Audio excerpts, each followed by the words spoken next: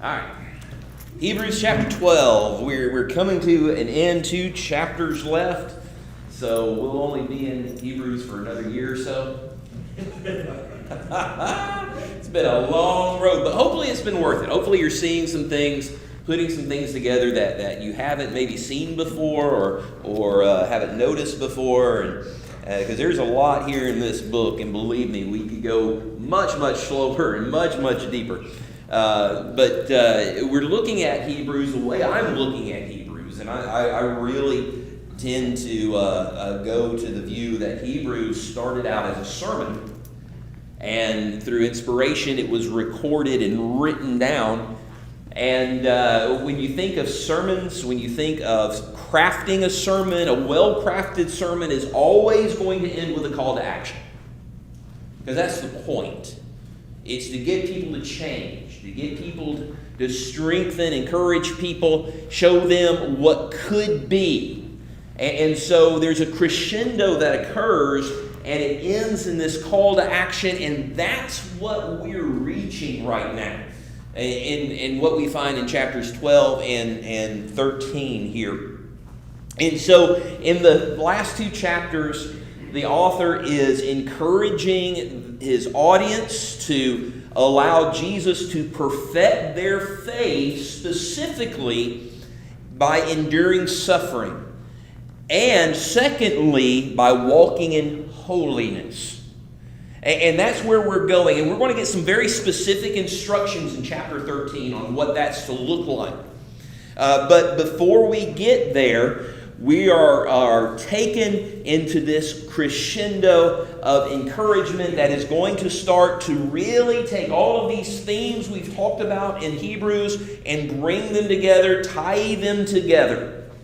And so what I want to do before we jump into the text, I want to just look at those themes. What we're going to be seeing that are going to be, it's like we have all these pieces to the puzzle, and now we're going to be putting them together in the last 2 chapters to really get, again, that call to action, that change, and to show what could be. And so we have Jesus. He's our champion pioneer. He is the forerunner. And he is the one who has finished or perfected, how do I put it? He finishes, perfects our faith. That's what we're going to read in verse 2 in chapter 12. And what we're going to see is, beginning with that idea of Jesus as our champion pioneer, as our forerunner, what we're going to see is these themes again coming back and back. He's going to go to the Old Testament again. He's been going to the Old Testament every single chapter almost, either through a quote from the Septuagint, the Greek translation, or looking at a particular person or persons or an event. He's going to do that multiple times here, twice in chapter 12, once in chapter 13. That just kind of comes to mind. We're going to talk about blood and covenant again. That's going to come into play again. We went deep into those subjects. And he's going to talk about the obedience of Jesus, how he learned obedience through what? He learned obedience through suffering. Specifically the cross, but through suffering. Through suffering. And so that's going to be brought back up. And he's going to call the Hebrew Christians, and by extension us today as we're reading this, he's going to call us to endure our suffering. And remember, his original audience was suffering. They were really suffering, and they were under an intense amount of pressure. And that's the whole purpose of this book. You have individuals and these yahoos going around saying, well, you can't lose your salvation. Tell that to the book of Hebrews. You just need to take your little X-Acto knife, and just cut it out. Because the whole book is written to prevent Christians from leaving the faith. And so he's going to encourage them to endure their suffering. Don't lose faith. Don't be like that wilderness generation. And that's what he keeps going back to.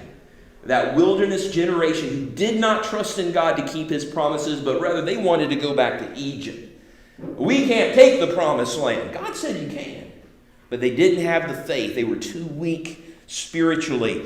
And the ultimate thing, what we're going to look at tonight, this is all possible by keeping our eyes on Jesus. Keeping our eyes on Jesus. That's going to be the key for all of this. So let's look at this first paragraph, take it paragraph by paragraph. That's about the easiest way to do it. And so let's start reading Hebrews chapter 12, verses 1 through 3. This is the first paragraph here. And he says, "Therefore, since we are surrounded by so great a cloud of witnesses, let us lay aside every weight and sin which clings so closely, and let us run with endurance the race that is set before us, looking to Jesus, the founder and perfecter of our faith, who for the joy that was set before him endured the cross, despising the shame, and is seated at the right hand of the throne of God. Consider him who endured from sinners such hostility against himself, so that you may not grow weary or faint-hearted." Now, what were we concentrating on in chapter 11? What was the whole point of chapter 11? Who remembers? The faithful. It was the faithful. And it's really set up almost, you could picture it as a museum hall, and the spotlight goes to different individuals throughout the Old Testament. And when we finish that, if we're not careful, we may get the idea. We may get the idea that by defining what biblical faith is, using these individuals, that they're the ones we're to be mimicking. And in a sense, you can make that argument. But what we just read, and of course it starts out with that therefore word, which connects it all.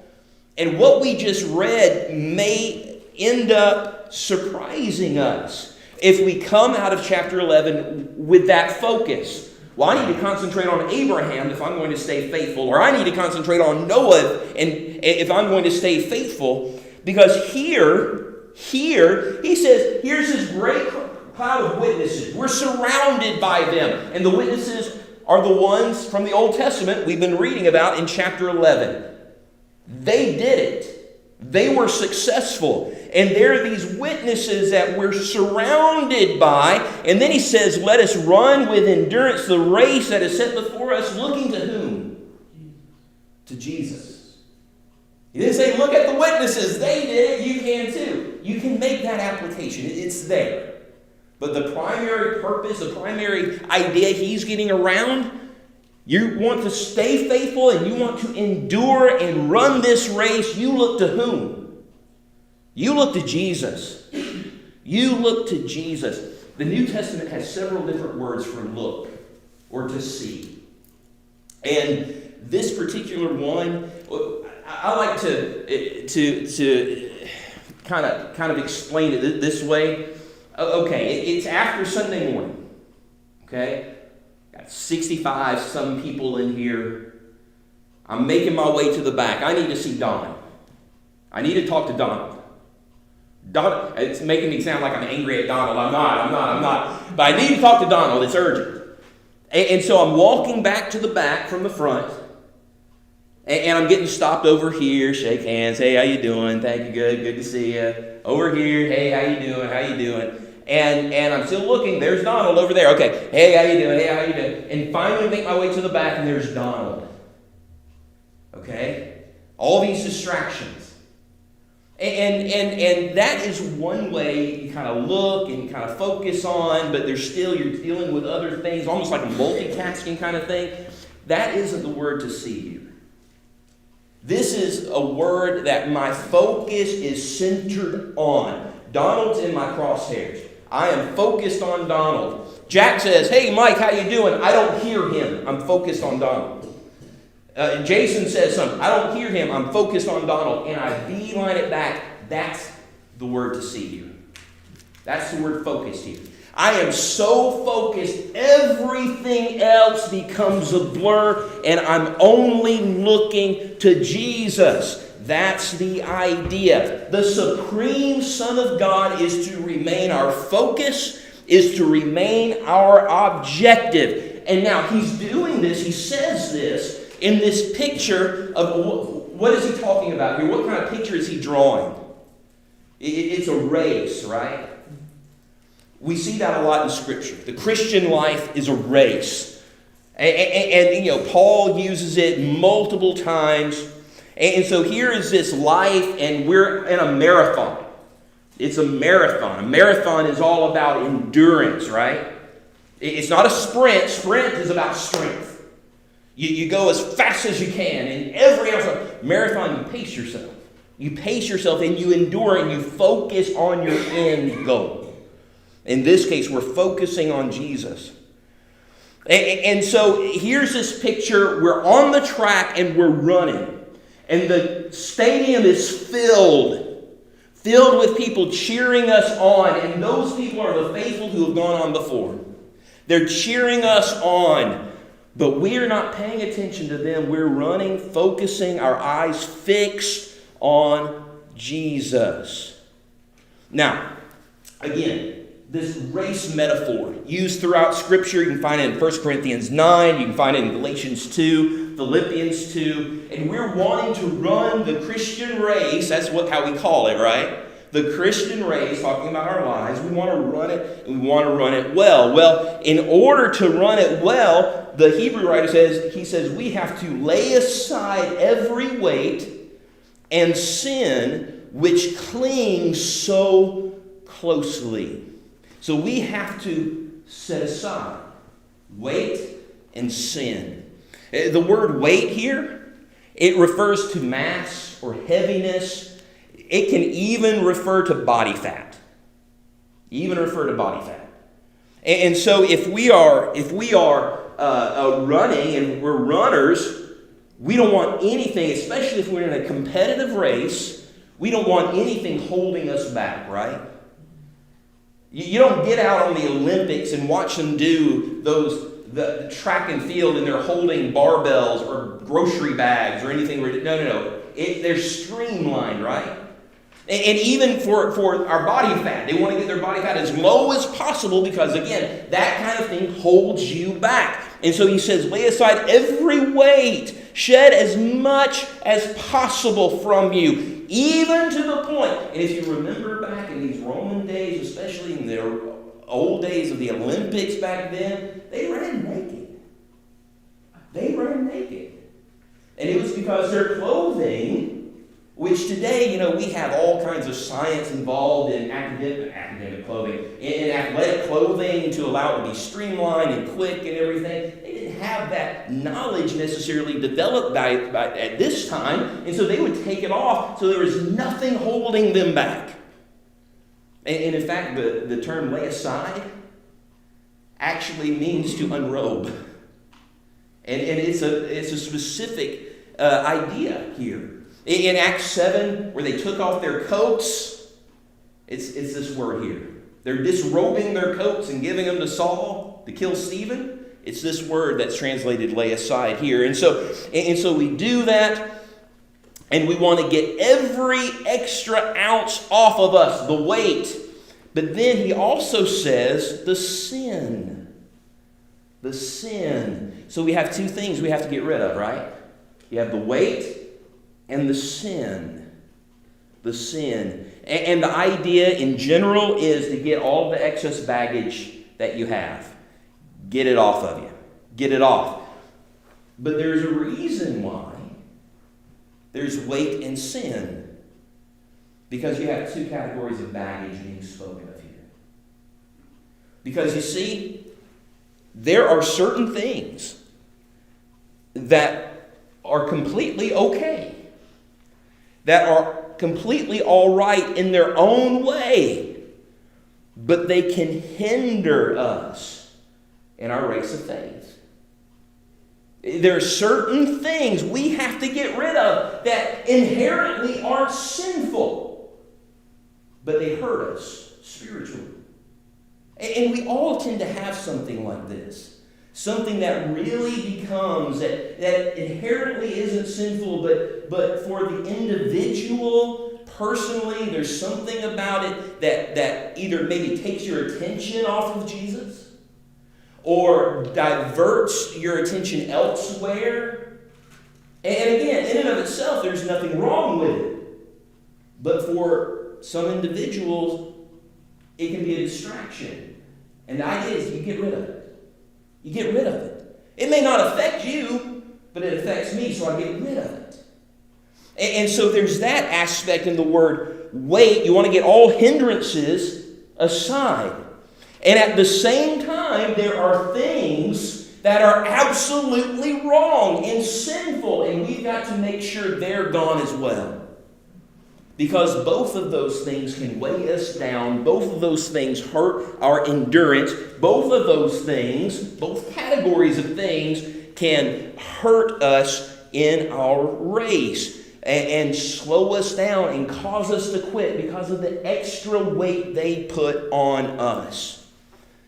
And the truth is, every Christian, as we're running this marathon, every single one of us is in danger of being burdened down, of getting trapped in sin. And this weight in sin, maybe the weight, if you want to put it in context, and some of the weight that they've already talked about, chapter 5, spiritual laziness, spiritual apathy. And maybe it's the outright apostasy that we read about as a result in chapter 6. There could be a wide array of things that prevent us from crossing that finish line. And the whole point is to answer all of these threats, it requires more than just doing our best. And that's what we tell people all the time, right? You got to get out there and do your best. We tell our kids, grandkids, everything. You go out and you do your best. But in this case, it requires more than our best. It requires more than our best effort. And the whole point of this is because we're beset with weaknesses. We're beset with weaknesses. And that's why we focus on Jesus. That's why we focus on Him. Because even in our darkest, our deepest valley that we're in, it is Jesus that is to be our inspiring example. We look to Him because He was successful in running the race. We keep our eyes on Him. For the second time in the book of Hebrews, they call Him, it's translated in the ESV, the founder. It's that word we talked about earlier a while back, and it's the second time it's used. It's archegos. It's that idea of champion pioneer. He's our forerunner. He was the first one to run the race and be successful, is the idea.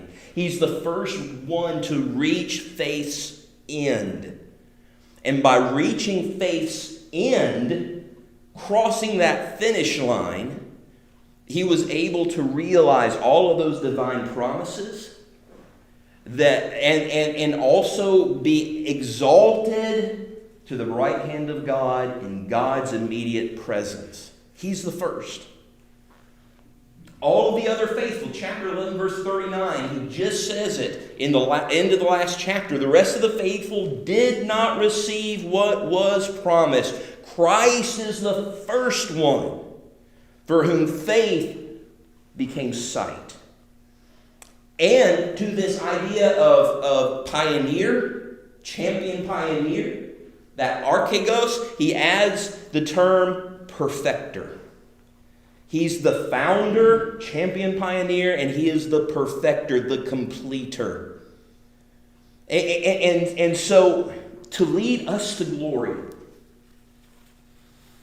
God knew He had to perfect the Son through suffering. That's chapter 2 and verse 10. And remember, perfect means to complete. We're not talking about sinlessness. We're talking about completion. He had to complete, mature. It's that idea of maturing in our faith. And as we mature in our faith, Christ as our intercessor is helping. He's helping bring that faith to completion. And He can do it. And again, here's all these things being tied up. He can do it because He's our intercessor. Because He knows what it's like to be me. He knows what it's like to live in the flesh. He can sympathize for us, so he prays for us. He goes to God on our behalf. And the perfection comes, the completion, maturing, growth comes through discipline. It comes through discipline. And in fact, the bulk of the next paragraph is all about discipline. It's all about discipline. Paul would say in Philippians 3 and verse 14 that we press on toward the goal for the prize of the upward call of God in Christ Jesus. And so we focus on Jesus as we're running this marathon. We're focusing on Him. And look at what he was focusing on in verse 2. He was focusing on the joy set before him. He was focusing on the joy set before him. Now we need to stop. What is that joy that he was focusing on? Heaven, salvation. Heaven, salvation? Whose salvation? Well, ours. Ours. He's focused on our salvation as he was suffering on the cross. And guess what we're to do? As we suffer, not near as much as he did, but as we're enduring this race and running, who are we focused on? We focus on him. It's an amazing kind of circle there, isn't it? He's focused on the joy. In the upper room, in John 16, 17, throughout this discourse, a large chunk of it, the theme is about his joy. And it culminates in chapter 17 and verse 13 when he says that in his prayer, may they have my joy fulfilled in themselves.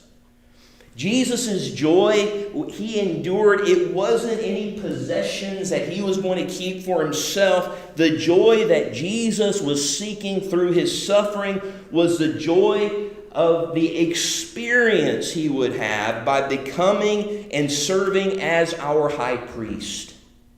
It was the joy of leading us to glory. It was the joy of sharing, seeing us share in his reign and his rule. And so for this joy, Jesus didn't just endure. What else did he do? What else did he do? Look at verse 2. Who for the joy set before him endured the cross, and what else? Sent down the word to God. Before that? He was shamed. Despising the shame. Yeah, that's it. Despising the shame. He despised the shame. The word's interesting. Despise. I despise something. What am I saying if I despise something? You don't like it much. I don't like it. It's really a really harsh form of hate. In fact, I think you could argue, don't you, that despise would be even deeper than hate. Possibly. That's kind of subjective, I guess. Despising. The word in the original is interesting because it's the idea of not hating, but disregarding. Now, if I disregard something, what does that mean? It means to ignore. Majority of translations translate this word as despising. But the original word in its usage tends to give the idea of ignoring. And so why the translation? I'm not quite sure. Maybe it's traditional. Because, most English translations have it as despising. But if we're thinking of this word and thinking of what he's enduring the cross, and at the same time he's despising or disregarding the shame. The shame of what? Shame of the cross. And it was a shameful thing. Cicero, who lived before Jesus, about 60 years before Jesus, he was a politician and a writer and Roman writer. This is what he had to say when talking about the cross. He says, let the very mention of the cross be far removed, not only from a Roman citizen's body, but from his mind, his eyes, his ears. Now, this first century audience, anybody seen a crucifixion in real life? We haven't, have we? We've seen it depicted, maybe depicted graphically. It was a very graphic thing. This first century audience, guess what? They saw it all the time. It was something they were familiar with. Something they were very, very familiar with, and that they witnessed it. And so they really didn't need an explanation here. We do. We do. And we've kind of understand the enduring aspect of it, which really focuses more on the physical aspect of it. But I don't know that we necessarily, maybe mentally, I don't know how much we understand the shame that went along with it. It was so shameful that Roman citizens were exempt from it. That was an old edict that lasted. If you were a Roman citizen, held that Roman name, because they didn't want crucifixion connected with anything of Rome, as far as being the recipient of. Jews, how did Jews feel about crucifixion?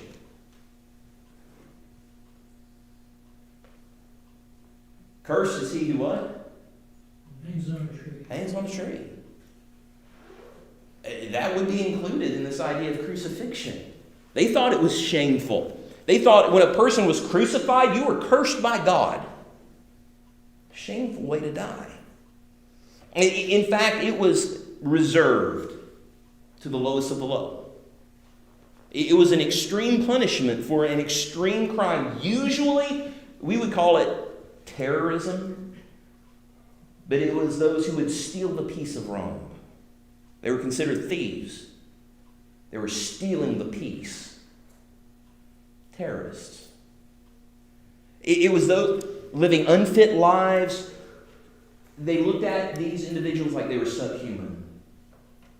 And so as a punishment for slaves, as a punishment for anyone who would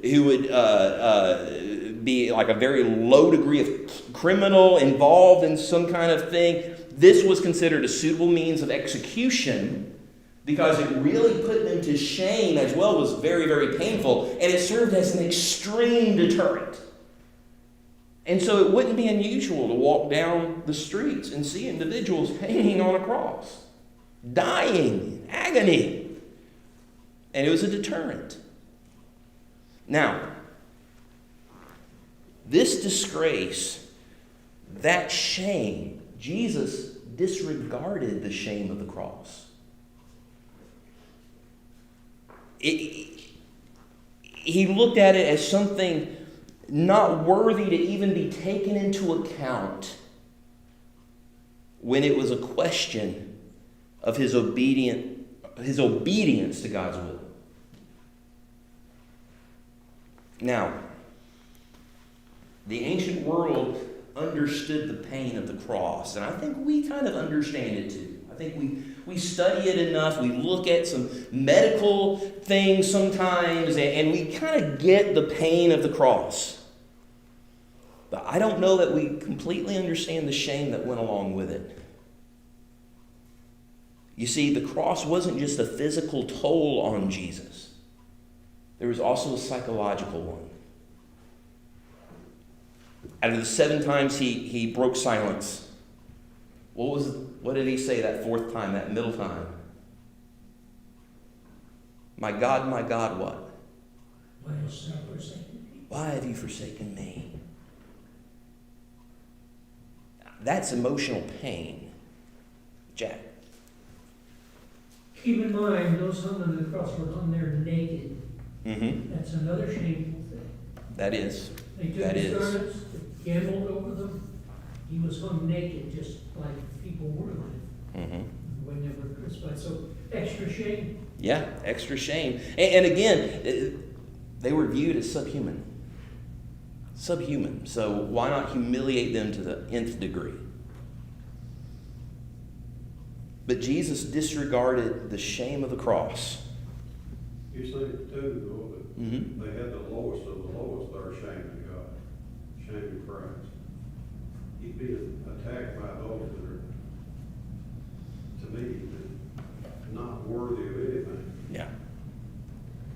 and they're getting away with it. It Mhm. seems to be, I know he left, but it's sad. The fact that Jesus ignored, disregarded the cross's shame and everything that went with it really turns the entire concept of shame, the shame and suffering is what we're talking about here, on its head. We get embarrassed, shamed, when we have to go against the crowd, right? That's a hard thing to do. That's why it's hard. Peer pressure. And we're shamed sometimes. And we don't stand up for what's right, or don't say what needs to be said, or we don't do what needs to be done because we're afraid of the shame that comes along with it. And we understand what that looks like and feels like. But here, the shame we may feel when we stand up and do what's right and stand up for what's right, the shame we may feel that the world gives us, the point of this is that it's very, very small, very, very little compared to the esteem that we'll receive from the Father. As a result of Jesus' ignoring the shame, what's that next phrase? He's seated where? He's been exalted. He endured the pain of the cross. He disregarded the shame of the cross. And as a result, he was exalted. And that's the point he's getting at here. The shame we feel, the embarrassment we feel, it's nothing. Nothing compared to what's in store for us. So here's Jesus. He endured faithfully. He's exalted to God's right hand. And really, in saying that, it really brings us full circle to chapter 1 and verse 3, which says basically the same thing, talking about the exaltation of Jesus. But the image here is expanded. It's really brought wide open. In the first century, in the stadiums of the first century, people didn't sit. They stood. You watch Gladiator, they're sitting. You watch a lot of old movies from the time, they're sitting. It's inaccurate. They stand. The only people who sat were the VIPs. We might think of it today in our stadium seating. You have the nosebleed section, and then you have those boxes. Who sits in the boxes? It's not Joe Blow, right? No. It's the ones with the moolah, the owners and the VIPs. They sit in the boxes. And so an honored guest at an event like this race that's being pictured here would normally sit on the edge of the track about midway in the course. Everybody else is standing room only, shoulder to shoulder as they're cheering on whoever. But what's pictured here is Jesus seated, and that's a mark of distinction. And he's the one we're to focus on. He's the one we're to look at as we run. And it's as if he is enthroned at the finish line with that victory crown, that crown of righteousness in his hand, waiting for us to cross. Waiting for us to cross that line. And that's why we focus on him. It says that second time in verse 3, second time in 2 verses. And we focus on him, because we're being invited to compare our situation to his. The struggle. As that runner is that marathon runner, he's getting closer to the finish line. His body is most likely past all he can endure. He's barely going, but he's still moving on. He's still struggling, and he's in that home stretch, and it's daunting.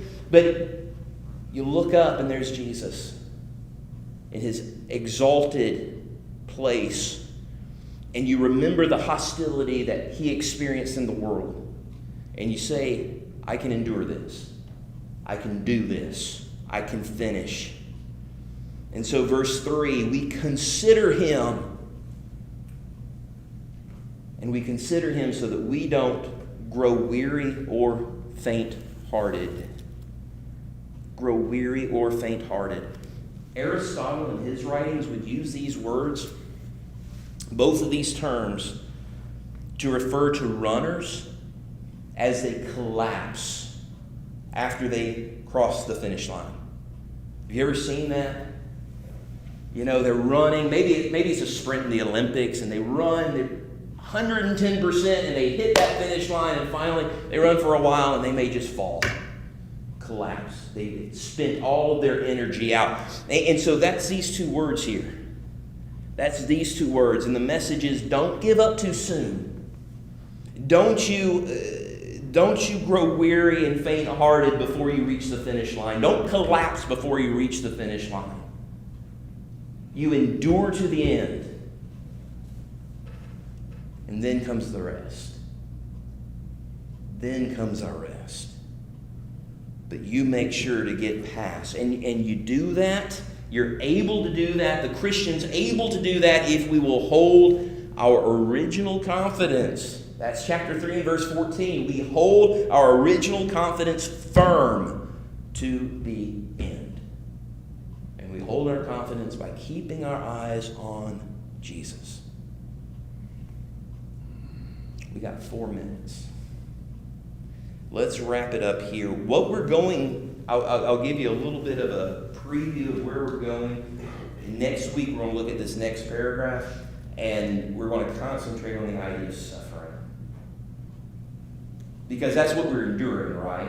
The valleys of life, the bad things that happen to us, the suffering. But just as a preview and food for thought, what kind of suffering are we talking about? You ever thought about that? What kind of suffering is being mentioned here? We tend to want to bring this out to encompass 100% of the suffering of life. And so we get sick. That's human suffering. And in a sense, it is. Someone steals from us, breaks into our home. That's suffering. And it is, in a sense. It's a form of suffering. But go back and look at this. Look at the context in this specifically. And what we're going to find, and we're going to delve deep into this next week, the suffering that's talked about here. The suffering which is the discipline that God uses to mature us. And that's the point of the paragraph. But the suffering is very, very specific. It's our suffering for the sake of Christ.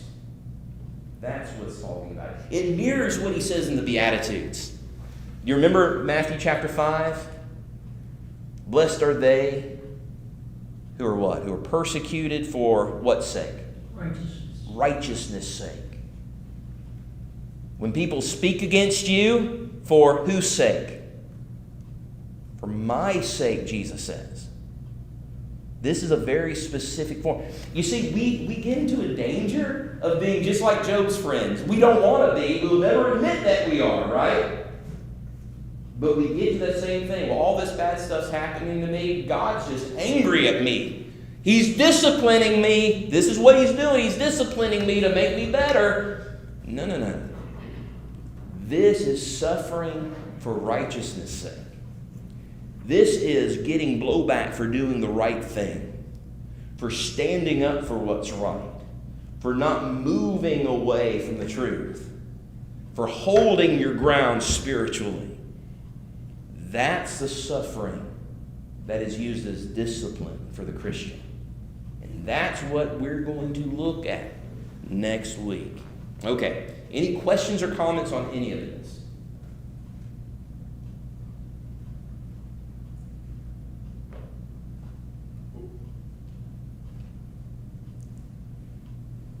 And it's 8 o'clock. Okay. All right, y'all.